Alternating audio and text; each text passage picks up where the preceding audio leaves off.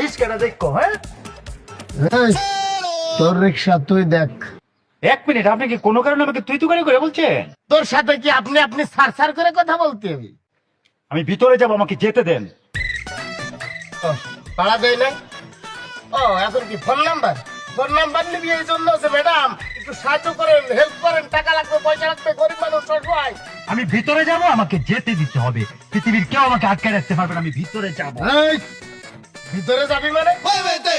ভিতরে না, তোর রিক্সা বাইরে, তুই বাইরেই থাকবি। ফকিরের বাচ্চা, তুই আমার পজিশন জানিস? আরে আল্লাহ রে, আজিজুল রে, আজিজুল, তোর এমন দিন আসছে, একটা সিকিউরিটি তোকে বলবে তোর পজিশন কি, তুই কোন পজিশনে আছস। এই নিয়ে ও তো লালি কইলাম আজকে না, এটা কি? এটা একটা কিশোরগঞ্জের স্লোগান, এটা বুঝতেন না? এই গরিবের বাচ্চা করে ভাই, তুই এবার 16 কর। আল্লাহ গো, তুমি কেতে বাইঙ্গো আইলে তুইলো না। এই দিয়ে আবার কি? এটাও সুলুক রে ভাই, এটাও সুলুক। ম্যাডাম, এই লোকটা আটকানোই যাচ্ছে না, ও ভিতরে যাবে তো যাবে। আমার স্বামী আসবে। হ্যালো, কই স্যার? তো কোনো গাড়ি দেয় না ম্যাডাম, গাড়ি কই? এই হলো ম্যাডামের সামনে তোমার চার, আমার নাম আজিজুল। ম্যাডাম, এই রিক্সা চালক গরিবের বাচ্চা, গরিব তোমার স্যার আসো।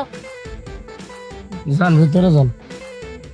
একটা মিনিট কারণ একটা জিনিস বুঝালো পাইছি না। এটা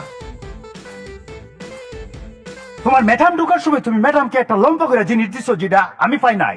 আমি কেন পাই নাই জিনিসটা আমাকে বলতে পারো? ম্যাডামকে কোন জিনিস দিচ্ছি? এই যে ফাটা টাইম দিয়ে যে এমনি একটা মারছো, এটা আমারও দিলে না কেন? আমি কেন পাই নাই?